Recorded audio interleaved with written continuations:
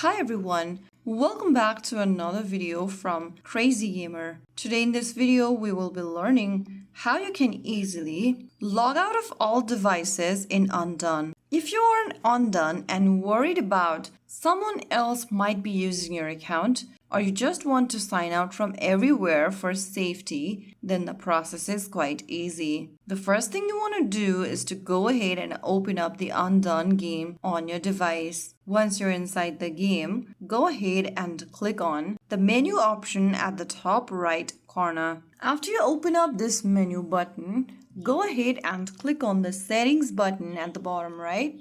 After you're inside the settings menu, click on the personal center option from the bottom, and once you're inside this page, click on security settings at the top right. Now you'll see the log out of all devices button. Simply tap on it.